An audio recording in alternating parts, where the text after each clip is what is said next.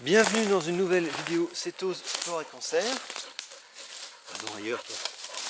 Aujourd'hui, une petite note de lecture concernant deux livres qui moi je les ai vus suggérés sur le blog Super Keto.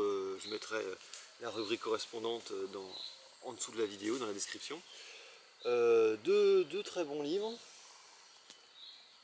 que sont The Art and Science of Low Carbohydrate Living et l'équivalent pour la performance. Alors de Volek et Finet, deux scientifiques et chercheurs qui s'intéressent visiblement beaucoup au low carbohydrate, donc au régime pauvre en glucides et donc au régime cétogène. Bon.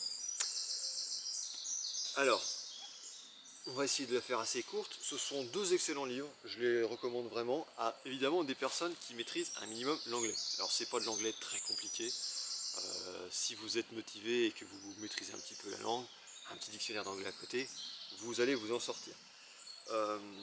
Beaucoup de choses, j'ai appris énormément. Alors moi, ce qui m'a vraiment passionné dans ces livres-là, c'est toute la partie physiologie qu'il pouvait y avoir là-dedans. J'ai vraiment découvert des choses, je ferai même une vidéo à ce sujet sur certaines des choses que j'ai pu découvrir grâce à ce livre, parce que ça m'a vraiment surpris. Et là-dedans, évidemment, ça c'est vu que bon, je suis un grand amateur d'entraînement et d'activités sportives, le côté performance m'a beaucoup intéressé. Que dire de plus? Sinon, vous conseillez de l'acheter et de le lire. J'aimerais quand même dire deux choses, au moins.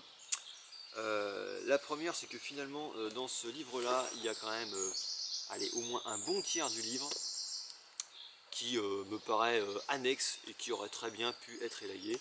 C'est-à-dire c'est toute la partie sur l'histoire et sur toutes les justifications que les auteurs peuvent donner du régime cétogène, parce que c'est un régime adopté par un certain nombre de, vous savez, des tribus primitives, des peuplades ancestrales, blablabla. Bon, je dis pas qu'ils ont tort, je comprends leur point de vue, mais comment vous dire, ça me titille un peu, parce que la nutrition c'est un sujet que je suis depuis très longtemps et je vois à chaque fois les mêmes dérives, c'est-à-dire que c'est ce qu'on appelle le biais cognitif de confirmation, des gens qui cherchent systématiquement, enfin qui comme par hasard réussissent toujours à prouver par A plus B et avec moult recherches scientifiques, qui réussissent à prouver l'idéologie qu'ils avaient dans la tête au départ. D'accord. C'est comme et donc en termes de nutrition, pour faire simple, les mêmes peuplades, les mêmes données, etc. Par les uns, ils vont, enfin, je sais pas, par exemple, les partisans du régime Atkins, ils vont vous dire, vous voyez, ils mangeaient beaucoup de viande à l'époque du paléolithique, c'était beaucoup très carné, etc. Ils n'arrêtaient pas, les peuplades machin, c'est des chasseurs, ils bouffent beaucoup de viande, etc. Parce qu'ils sont favorables à un régime hyper protéiné. A l'inverse, vous allez avoir des végétariens, liens ou véganes, etc. Vous dire, mais pas du tout, regardez ces peuplades-là, ils mangent surtout des végétaux, très peu. Enfin, ils réinterprètent beaucoup les données, et au final, quand on regarde, par exemple, donc je vous dis, le régime de l'homme préhistorique, il a été utilisé par les véganes en disant, non, mais il était végétarien, par certains paléos, pas tous, hein, mais et notamment les partisans de régime hyperprotéiné, en disant oh là là, mais il n'arrêtait pas de manger du rhinocéros laineux et du mammouth. Et maintenant par cela en disant non, mais en fait ils avaient une alimentation qui était très proche du régime cétogène. Donc ça m'agace un petit peu. Bon, je vais pas développer plus, mais ça mériterait une vidéo à part sur le sujet, pour bien faire comprendre mon point de vue là-dessus. Donc je vous dis, il y a quand même voilà, une bonne partie du livre que moi personnellement j'ai sauté parce que ça ne m'intéressait pas, et je me suis consacré vraiment à la physiologie qui là m'a beaucoup intéressé. Et le deuxième ouvrage, lui, est quand même un peu mieux foutu, parce que je trouve qu'ils ont fait tous les points clés au départ des chapitres, et c'est vraiment très intéressant. Et dans celui-là, ils ont quand même commencé à mettre quelques malheureux schémas. Ça, c'est la deuxième remarque que j'aimerais faire. Euh, c'est passionnant la physiologie, mais bon sang de bonsoir, ça coûte quand même pas cher de mettre quelques schémas. Parce que franchement, moi alors là c'est vraiment mon conseil, Parce que si vous essayez de comprendre la physiologie juste sur la base de leur texte, vous allez sans doute avoir du mal. Donc appuyez-vous, je vous dis, moi je vous conseille l'Atlas de poche de biochimie humaine, là j'ai acheté la 4e édition. Et ça vous permettra, quand il commence à partir dans les explications, les hormones, etc., les transporteurs de la carnitine, etc., de vous référer à des vrais jolis schémas en couleur et vous allez beaucoup mieux comprendre.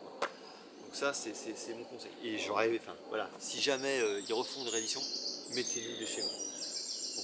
Et tu vois, troisième petite remarque, un petit coup de gueule que j'aimerais faire. Alors, 2 livres en anglais, je vous l'ai dit, qui ne sont pas traduits pour l'instant en français. Et là, si jamais un éditeur tombe sur ces vidéos, ça m'étonnerait, mais bon, arrêtez s'il vous plaît, parce que c'est quelque chose que je vois mais depuis longtemps.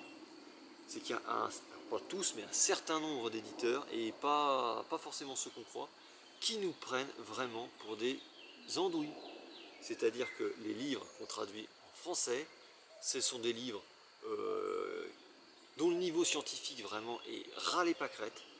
Et c'est désolant parce que du coup on n'a pas accès vraiment au fond du sujet, aux clés pour comprendre les mécanismes physiologiques, là pour le coup, du régime cétogène. Et c'est pas, je vous dis, c'est pas les auteurs, ce sont vraiment les éditeurs qui interdisent ce genre de discours. Et ça me frustre énormément parce qu'on voit vraiment, moi j'ai le discours d'auteurs, je me rappelle, j'avais déjà discuté à ce sujet-là avec certains auteurs, qui disent, ben voilà, moi j'ai voulu vraiment rentrer dans le détail et expliquer aux gens parce que je trouve ça passionnant, et l'éditeur m'a dit, niet, vous élaguez tout ça, ça va pas les intéresser, et puis eux ils s'occupent de faire un contenu très très vulgarisé, même carrément grossier, et de vous faire une couverture totalement racoleuse, soyons honnêtes. Donc voilà, ça c'était mon petit coup de gueule. Donc voilà, tout simplement pour dire 2 livres à lire, malheureusement accessibles uniquement en anglais et avec lesquels vous apprendrez énormément. Bonne journée à tous.